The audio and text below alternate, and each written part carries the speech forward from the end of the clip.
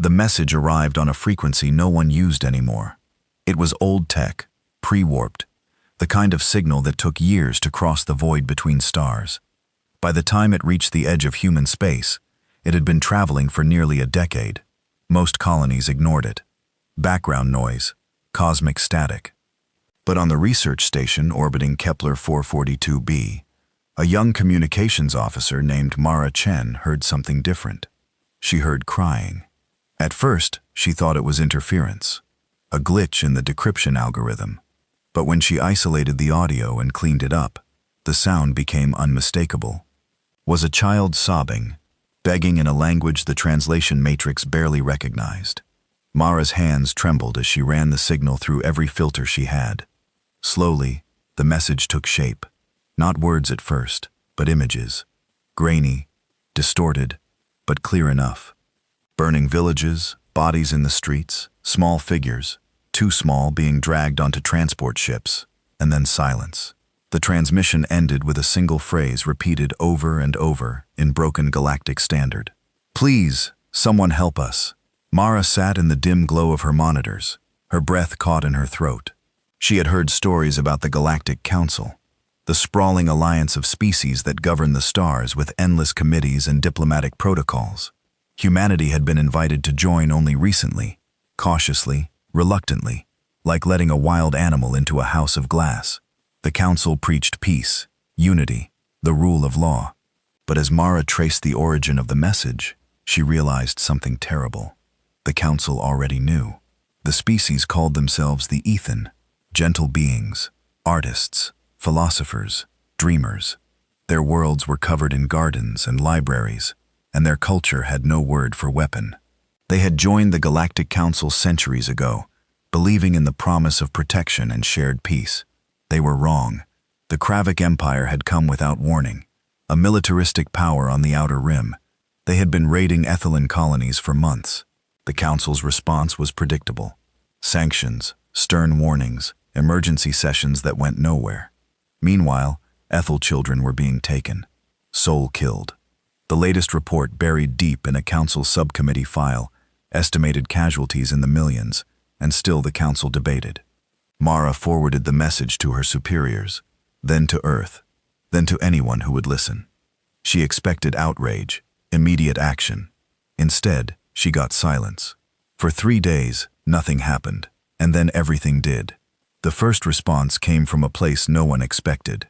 The human colony on New Galway, a farming world on the edge of the frontier, known for whiskey and stubbornness. Their planetary governor, a grizzled woman named Kira Halt, stood in front of a camera and spoke for less than 2 minutes. "We've seen the message," she said. Her voice was calm, steady. "We've seen what's happening to the Ethan, and we've seen the Council do nothing." She paused, just long enough for the weight to settle. "So, we will." Within hours, New Galway's defense fleet, a ragtag collection of converted freighters and aging patrol ships, began moving toward Ethan space. They weren't soldiers. Most of them were farmers, miners, engineers. But they had children of their own, and they remembered what it felt like to be helpless. The movement spread like wildfire. New Taipei, Aurora Station, the Belt colonies. One by one, human worlds and fleets began to mobilize. Not under orders from Earth, not waiting for approval from the Council. They simply decided. The Galactic Council was in chaos. Ambassador Tien of the Sessic Coalition watched the human delegation with barely concealed horror.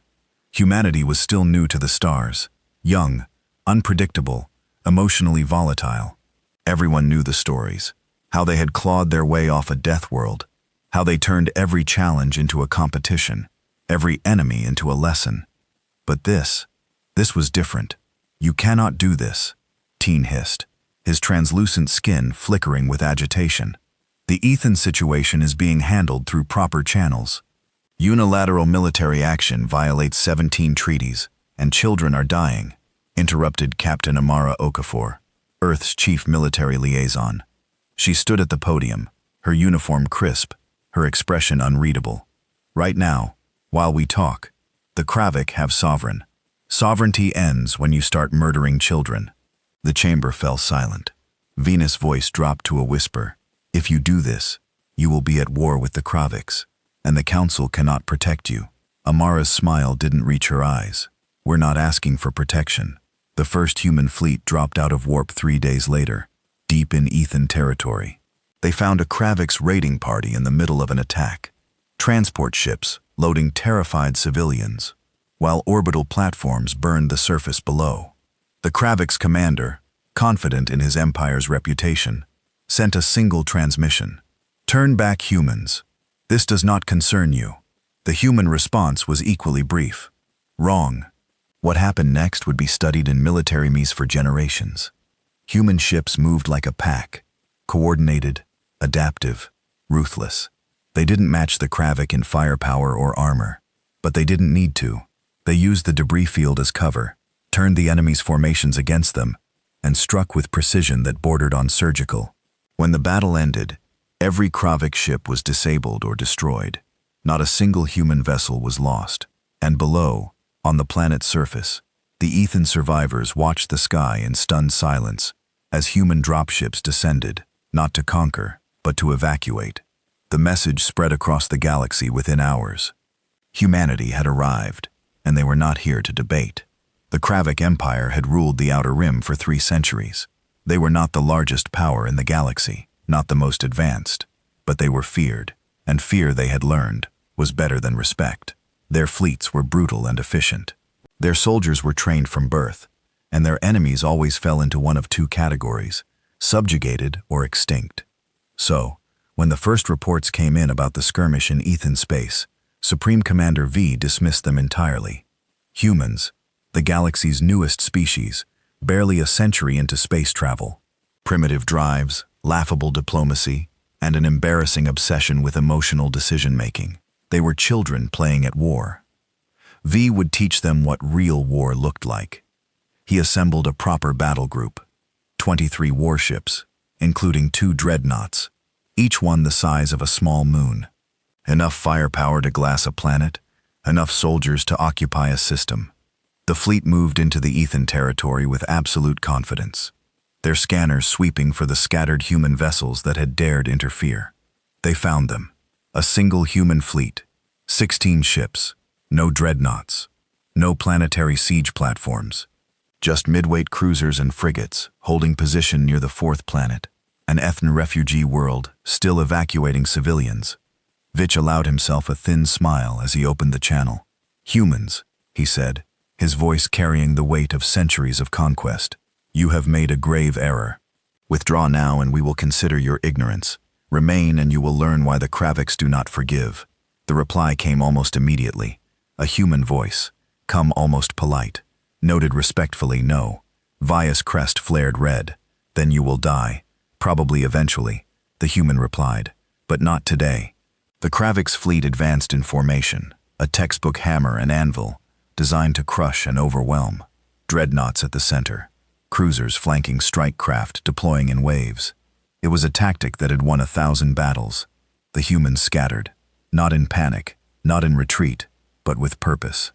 Each ship breaking formation and accelerating in seemingly random directions. Vikia's tactical officer looked confused. They're running? No, V said slowly, watching the tactical display there. And then the humans turned all at once, perfectly synchronized, like a flock of birds reacting to a predator. Suddenly, the Kravik's formation wasn't encircling prey. It was spread thin, exposed, vulnerable. Human ships dove through the gaps, firing as they passed, then breaking away before return fire could track them. They weren't fighting like an army. They were fighting like hunters. The first dreadnought died 12 minutes into the battle. It didn't explode in some glorious fireball. It simply stopped. Human missiles, smaller, faster, smarter than anything the Kraviks had seen, swarmed its point defense systems, overwhelming them through sheer adaptive persistence. Then the railgun strikes came, precise, surgical, targeting the reactor shielding with terrifying accuracy.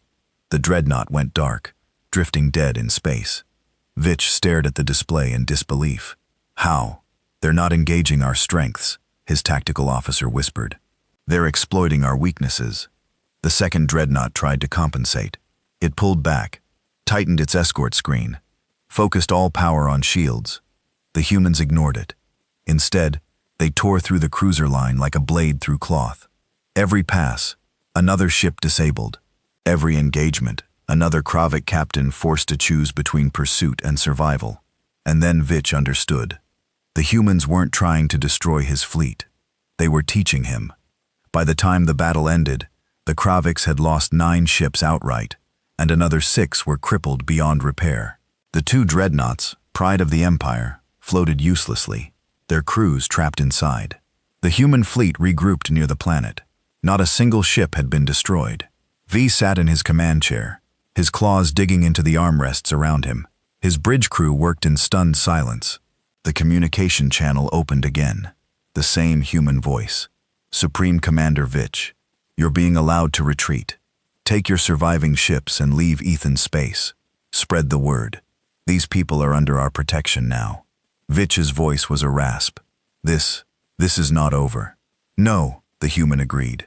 It's not, but it will be. You just don't know it yet. The channel closed. The retreat was humiliating. The surviving Kravik ships limped back toward their territory, leaving behind wreckage and pride in equal measure. But Vich was not a fool. He had been a warrior for 60 years. He recognized a superior enemy when he saw one. He sent a priority message to the Kravik's high command, bypassing protocol and pride. Do not underestimate the humans. They do not fight like the council species. They do not fight for territory or resources. They fight like we do, but smarter, faster, and without fear. The response came within the hour. Then we will crush them with numbers. Assemble the Grand Fleet. V closed his eyes. They still didn't understand. Meanwhile, across the galaxy, the news spread like radiation from a dying star. Humanity had defeated a Kravik battle group, not through luck, not through overwhelming force, but through strategy, adaptation, and a kind of cold, relentless competence that made even the Council's oldest species uneasy. Ambassador Tien watched the footage in his private chambers, his skin shifting through a dozen colors of distress. What have we let into the stars? He whispered. But on a 100 Ethi worlds in shelters and refugee camps, the survivors watched the same footage and felt something they hadn't felt in months. Oh, and in human space, the fleets continued to mobilize, not because Earth commanded it, but because humanity had decided. The Kravik wanted a war. They would get a lesson instead. The Kravik's Grand Fleet had not been assembled in over 70 years. It was a weapon of last resort, a monument to imperial power. Over 200 warships drawn from every corner of Kravik space. Dreadnoughts, carriers, siege platforms, and enough firepower to reduce a star system to ash. When it moved, entire sectors fell silent. High Chancellor Dravik stood on the observation deck of the flagship Eternal Dominion, watching the fleet stretch out before him like a storm made of steel. He was old now, his crest faded to pale gray, but his eyes still burned with the certainty of conquest. This, he said to his assembled commanders, is what happens when primitives forget their place. The plan was simple. Overwhelming force, total annihilation. They would jump directly into human-controlled Ethan space, destroy every human ship in orbit, and glass 3 Ethan worlds as an example. The humans would learn, the galaxy would remember. The Kraviks did not forgive. But 3 days before the Grand Fleet's planned assault, something unexpected happened. A single human ship dropped out of warp at the edge of Kravik's territory. A small frigate, barely armed, broadcasting on all channels. The message was addressed to High Chancellor Dravik personally. "We know you're coming," the human captain said. Her voice was steady, almost conversational. "We know your fleet composition, your staging point, your plan. Jump coordinates. We've seen your strategy before. Shock and awe, overwhelming numbers. It's worked for you in the past." Dravik's crest flushed crimson. "Destroy that ship." "Wait," his intelligence officer said, listening. "She's still talking." The human continued. "We're giving you one chance. Turn your fleet around. Leave Ethan's space. We'll consider the matter settled." Dravik laughed, a harsh barking sound. "And if we refuse?" The silence stretched for 3 seconds. "Then we'll teach you why humans don't build empires." The transmission ended. The human frigate jumped away before the Kravik could even target it. Dravik turned to his fleet commander. Accelerate the timeline. We launch in 6 hours. The Grand Fleet emerged from warp in perfect formation, ready to unleash devastation. They found nothing. Empty space, no human ships, no orbital defenses, just the silent Ethan refugee worlds below. Their populations already evacuated. Dravik's tactical officers scanned frantically. Where are they? Irrelevant, Dravik snapped. If the humans are too cowardly to face us, we proceed with planetary bombardment. Prepare contact, the sensor officer shouted. Multiple signatures. They're behind us. The tactical display erupted with red markers. Somehow, impossibly, the human fleet had positioned itself between the Grand Fleet and their own supply lines. 30 ships, tiny compared to the Kravik's armada, but placed with surgical precision. Dravik stared at the display. How did they? They knew our jump coordinates, his intelligence officer whispered. They told us they knew. And then the humans opened fire. But they didn't attack the fleet. They attacked the logistics train, supply ships, fuel tankers, ammunition carriers, the unglamorous, vulnerable backbone of any military operation. The human missiles were precise, terrifyingly accurate, and they struck with ruthless efficiency. In the first 90 seconds, the Grand Fleet lost a third of its operational range. Dravik's face went pale. All ships, turn and engage. Crush them. The Grand Fleet began its ponderous turn.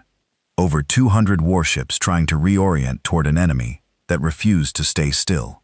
The humans scattered again. Not randomly, not in panic, but according to a plan so precise, it seemed almost choreographed. They split into wolf packs, each group targeting a different section of the fleet, hitting and running, never staying in range long enough for the Kravik's superior firepower to matter. And then the second wave arrived. 50 more human ships dropped out of warp. Not warships, but converted civilian vessels, freyers, mining ships, colony transports, each one loaded with drones, missiles, and a crew willing to risk everything. The Kravik laughed at first. Civilians, merchants playing at war. Then the freyers deployed their cargo. Thousands of autonomous drones, cheap, expendable, and smart. They swarmed the Kravik's point defenses, overwhelming sensors, jamming communications, creating chaos. The drones weren't meant to destroy. They were meant to distract. While the Grand Fleet swatted at gnats, the real human warships struck at the joints. Command ships, coordination hubs, flagship communication arrays. One by one, the Kravik's ability to operate as a unified fleet began to crumble. 6 hours into the battle, Dravik realized the truth. The humans weren't trying to destroy the Grand Fleet. They were trying to strand it. Without supply lines, the fleet couldn't sustain prolonged operations. Without fuel, they couldn't jump home. Without coordination, they were just 200 isolated ships, each one fighting alone. And the humans, these supposedly primitive, emotional, reckless humans, had turned the galaxy's most feared armada into a liability. Fall back, Dravik rasped. Emergency jump. Now we don't have enough fuel for a coordinated. Now the Grand Fleet retreated in chaos. Ships jumping individually, some abandoning damaged vessels, others running on emergency reserves. Of the 200 ships that had entered the battle, fewer than half made it back to Kravik space, and not a single human ship was destroyed. The footage spread across the galaxy within hours. The Galactic Council convened an emergency session, but no one knew what to say. The humans had done the impossible. They had broken the Kravik without even trying to fight them head-on. Ambassador Tien sat in the empty council chamber long after the session ended, staring at the tactical replays. They didn't win through strength, he murmured. They won through understanding. Humans had studied their enemy, learned their patterns, identified their weaknesses, and then exploited them without hesitation. On Earth, in the dim briefing room of Human Fleet Command, Admiral Chin reviewed the casualty reports. 18 dead, 43 wounded, 3 ships heavily damaged. Across from her, Captain Okafor stood silently. The Kravik will come again, Shin said quietly. I know, and next time they'll be smarter. Okapor's expression didn't change. So will we.